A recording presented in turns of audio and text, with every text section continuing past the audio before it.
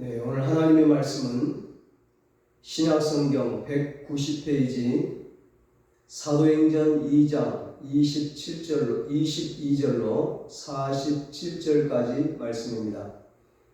본문을 한번 읽고 말씀을 들으시면 감사하겠습니다. 이 시간 예배드리는 여러분에게 하나님께서 성령의 권능을 부어주시기를 주님의 이름으로 축원합니다. 오늘은 성령 충만하면 축제의 인생을 삽니다. 이런 제목으로 함께 은혜를 나누겠습니다. 지난 주일이 성령 강림절이었죠. 예수님이 부활하신 후 40일 동안 나타났다가 하늘로 올라가시면서 성령을 기다리며 기도하라고 명령하셨습니다.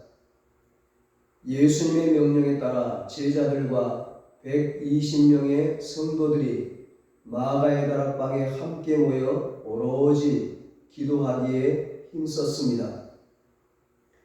그렇게 함께 모여 간절히 기도하는데 예수님이 부활하신 후에 50일째인 오순절날, 예수님 승천한 지 10일째 되던 날 성령이 임했습니다. 성령으로 충만해지자 두려움이 사라지고 담대함이 생겼습니다. 그들에게 성령의 권능과 성령의 역사가 나타나기 시작했습니다. 베드로는 성령 충만하자 40년 된 안진뱅이를 일으켜 세웠습니다. 그에게 이전에 없었던 초자연적인 능력이 나타났습니다. 그의 입에서 능력의 말이 나갔습니다. 놀라운 말을 하기 시작하는 것입니다. 내 마음대로 말하는 게 아니라 성령이 말하게 하심을 따라서 말하는 것입니다. 성령이 베드로의 입술을 통해서 말하게 하시는 것입니다.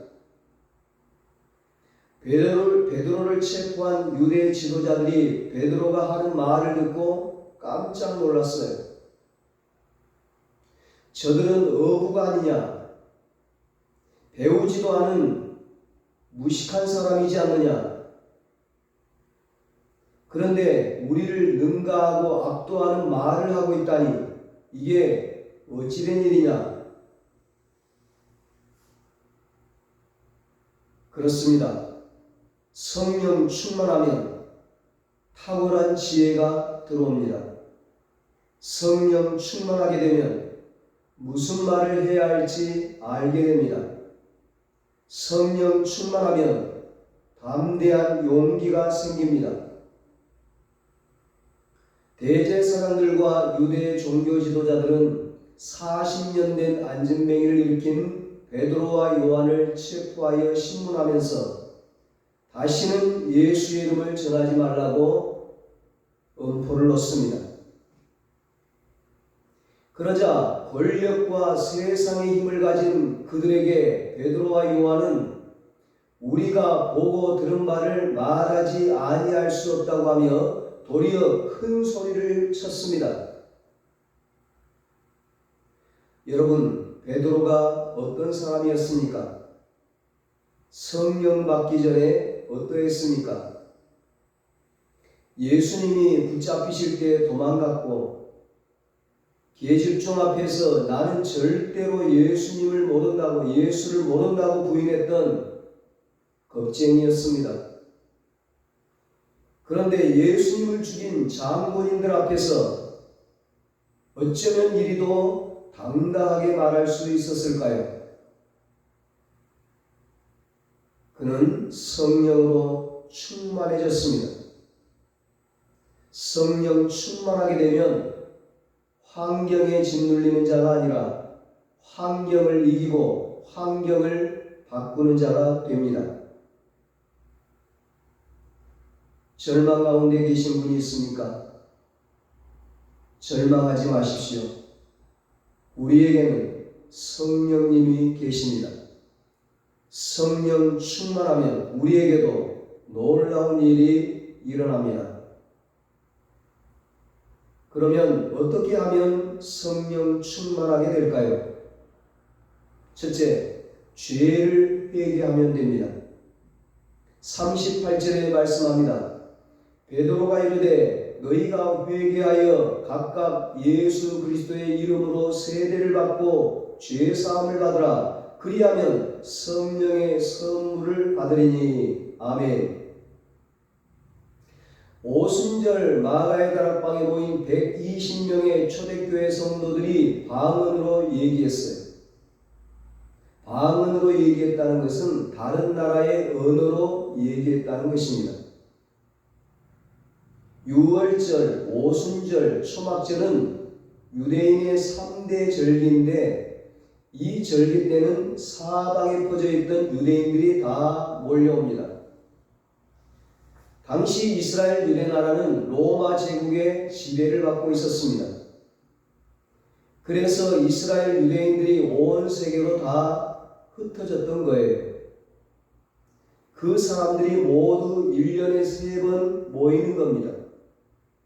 모인 사람 중에는 저 멀리 유럽, 아프리카, 러시아, 아시아에 살았던 사람들도 있었어요. 그곳에서 태어나 그곳에서 살고 있는 사람들이에요. 고향인 예루살렘으로 타국에서 살고 있던 사람들이 온 것입니다. 그런데 그 사람들이 다 알아듣도록 다른 나라 방언을 한 거예요. 대제사장들과 종교 지도자들은 무식한 어부들이 다른 나라 말로 말한다는 것에 충격을 받았어요. 요즘으로 하면 영어를 배우지도 않은 사람이 능숙하게 영어로 말하는 겁니다. 그래서 이게 어찌된 일이냐면서 우르르 몰려든 거예요. 이때 베드로가 이 일은 예수님께서 아버지께 성령을 받아서 우리에게 보내셨기 때문에 이 일을 한다. 그리고 너희들이 죽인 예수를 하나님께서 주와 그리스도 되게 하셨다고 담대하게 말합니다. 베드로가 너희들이 죽인 예수님을 살리시고 우리에게 성령을 보내신 하나님께서 예수님을 우리의 주인으로 삼으셨다. 그리스도와 메시아로 삼으셨다는 말을 듣고 거기 모인 모든 유대인과 예루살렘 사람들이 큰 찔림을 받습니다. 마음에 찔려라는 말은 날카롭고 예리한 칼에 배임을 당했다는 뜻입니다. 양심의 가책을 느꼈다는 거예요. 잘못을 깨닫고 고통을 느낀다는 것입니다. 그러자 베드로는 그들을 향해 회개하고 죄 사함을 받으라. 그리하면 성령을 받게 된다고 말했습니다. 성령을 받기 위해 그들은 무엇을 회개해야 할까요? 우리는 보통 회개하라고 하면 누군가를 속이거나 때린 것, 잘못한 것, 거짓말한 것을 회개라고 합니다. 물론 그런 것도 회개입니다. 그러나 본문에서 말하는 회개는 그러한 회개가 아닙니다. 무엇을 회개하라는 겁니까? 예수님을 죽인 것을 회개하라는 것입니다. 여러분이 성령 받으려면 예수님을 죽인 것을 회개해야 합니다. 예수님이 왜 죽으셨습니까? 나 때문에 죽으신 것입니다. 나의 죄 때문입니다. 나의 무슨 죄 때문입니까? 내 마음대로 산 죄. 예수님이 왜 나를 위해 죽으셨습니까? 내 마음대로 산 죄 때문에 죽으셨습니다. 인간의 원죄가 무엇입니까? 아담이 하나님으로부터 떠나버린 것이 인간의 원죄입니다. 내가 하나님을 떠나서 내 마음대로 살려고 하는 것, 그것이 우리의 원죄입니다.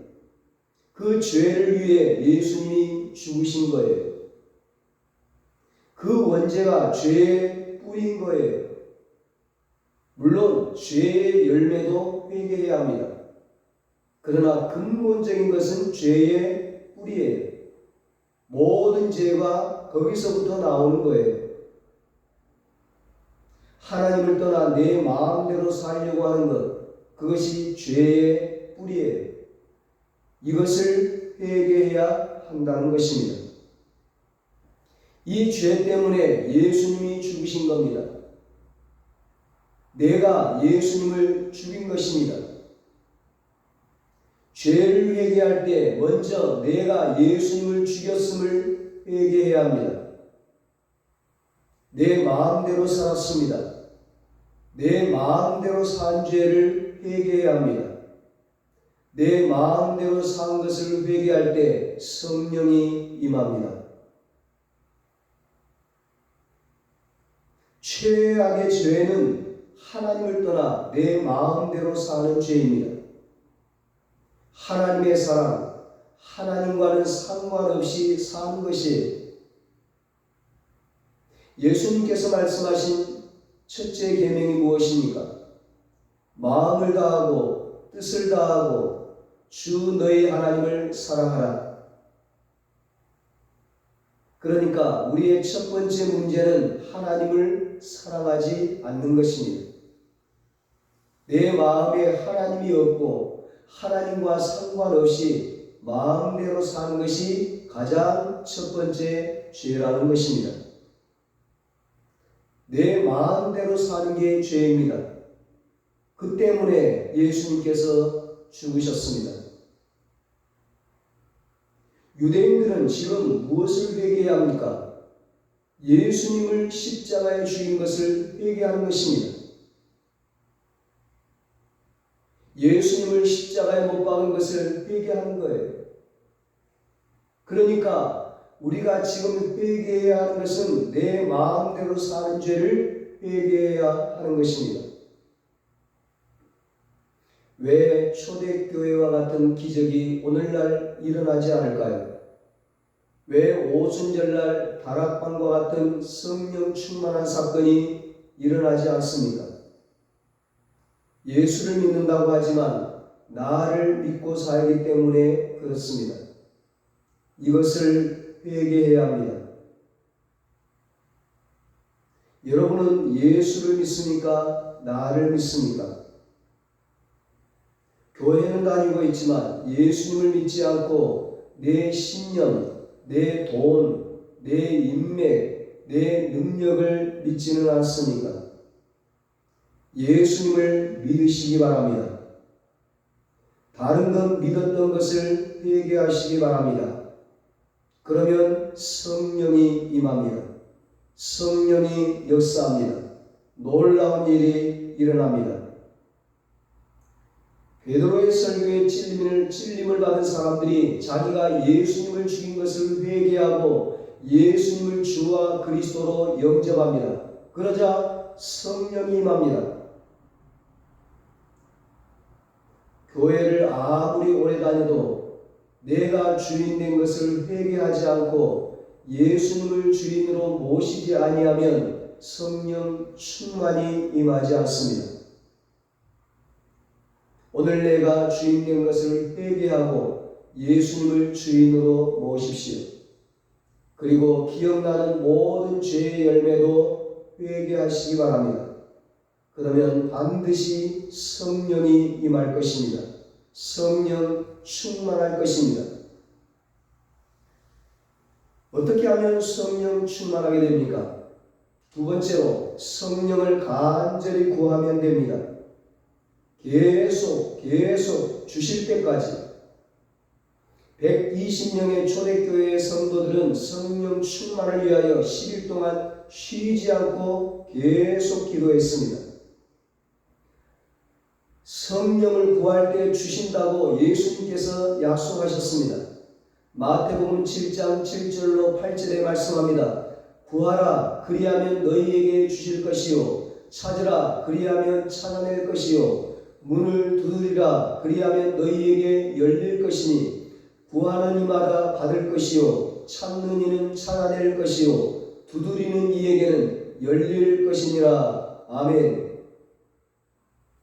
누가 얻게 됩니까? 간절히 구하는 자가 얻게 됩니다. 누가 찾게 됩니까? 간절히 찾는 자가 찾게 됩니다. 누가 문을 열게 됩니까? 계속 문을 두드리는 자가 문을 열게 됩니다. 누가 성령 충만하게 됩니까? 성령 충만할 때까지 계속 구하는 자, 그에게 성령 충만이 일어납니다. 우리가 예수를 믿는다고 하지만 성령 충만하지 않고는 결코 능력 있는 그리스도인으로 살아갈 수 없습니다.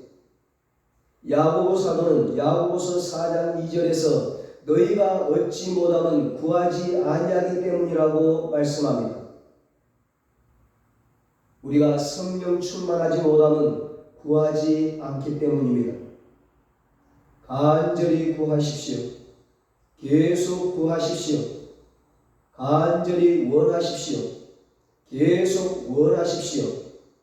끝까지 구하십시오. 끝까지 원하십시오.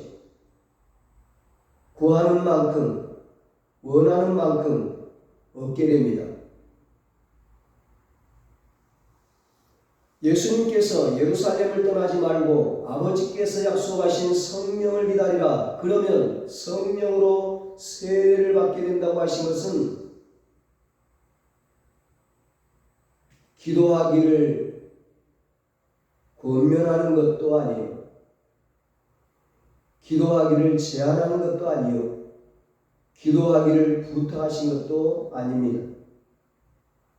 아버지께서 약속하신 성령을 기다리라고, 성령을 받으라고 명령하신 것입니다. 예수님께서는 십자가를 지시기 전에 성령을 강조하셨습니다. 그리고 십자가에서 죽으시고 부활하시고 승천하시기 전에도 성령을 받으라고 명령하셨습니다. 왜 성령을 받아야 된다고 명령하셨을까요? 성령 없이는 능력 있는 그리스도인으로 살아갈 수 없기 때문입니다. 성령으로 세례를 받으라는 이 명령은 예수 믿는 자라면 반드시 순종해야 하는 것입니다.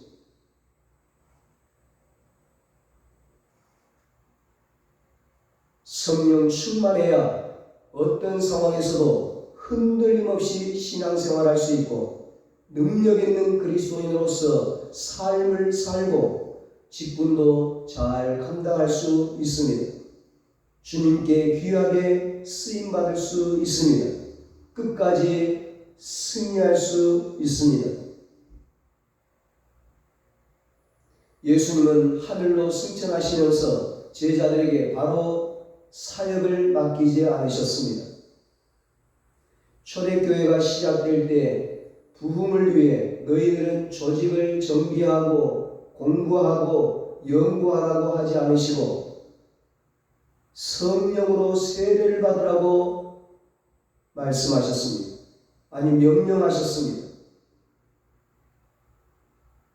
영국에 폴이라는 목사님이 있습니다. 이분은 찰스 스펄전 목사님과 함께 수많은 사람들에게 큰 영향력을 끼쳤던 목사님입니다. 이분이 이렇게 간증을 합니다.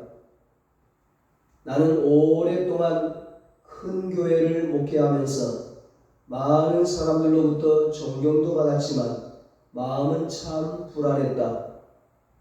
나는 그때까지 성령의 세례를 받지 못하였음을 절실히 느낀 나머지 기도회에 갔었다. 그곳에는 많은 성도들이 모여서 성령을 사모하며 기도하고 있었다. 그들은 매일 9시부터 11시까지 기도하였다. 11시 기도회가 끝나면 뿔뿔이 흩어져서 개인 기도를 하였다. 많은 사람들이 성령을 부르짖으며 성령을 부어달라고 기도하였다. 그런데 나는 무척 피곤하여 기도할 수도 없었고 기도회를 빠져나와 근처 한적한 들판을 거닐면서 기도하였다. 오 하나님 아버지, 성령의 힘을 받아 능력을 얻어야 할 사람이 있다면 저야말로 바로 그 사람입니다. 그러나 저는 어떻게 하면 성령을 받을 수 있는지 모릅니다. 그때 한 음성이 들려왔다. 죽으신 예수 그리스도로부터 죄사함을 받듯이 살아계신 예수 그리스도로부터 성령을 받으라. 나는 그때 예수 그리스도를 바라보며 말했다. 주여, 이 밤에 따스한 공기를 이렇게 마시듯이 저는 당신의 축복된 성령을 제 온몸에 마셔드리나이다.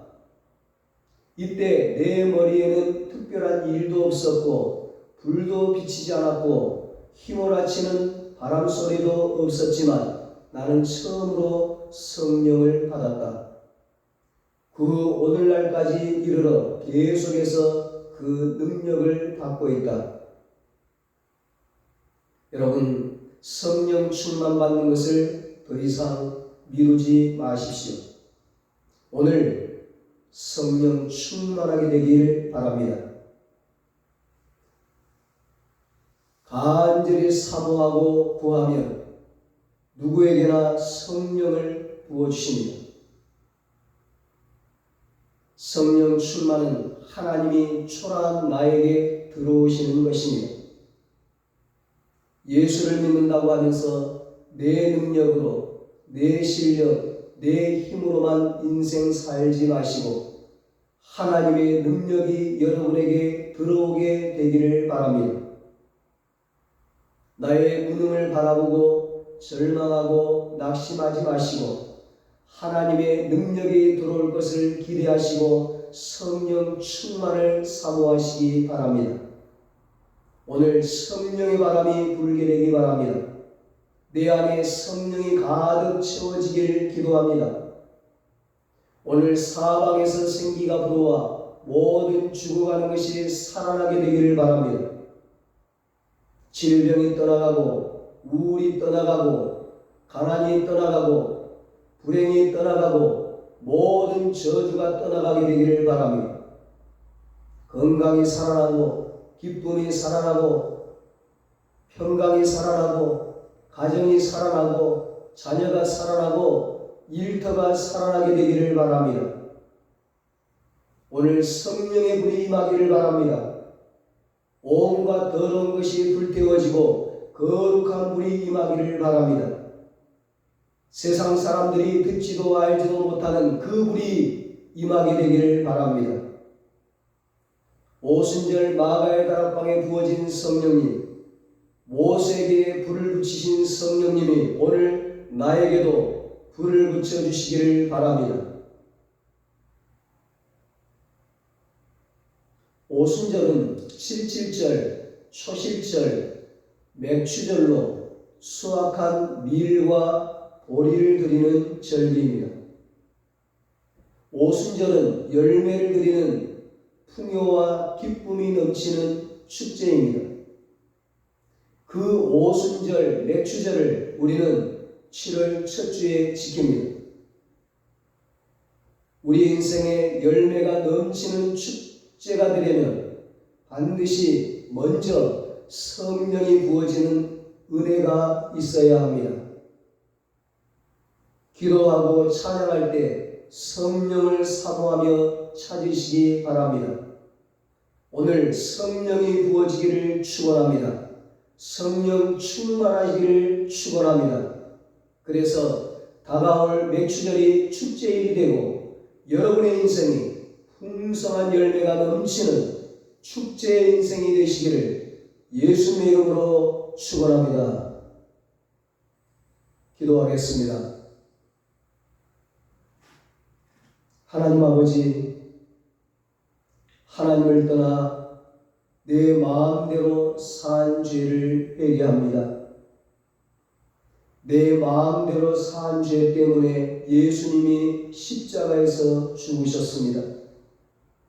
내가 예수님을 죽였습니다.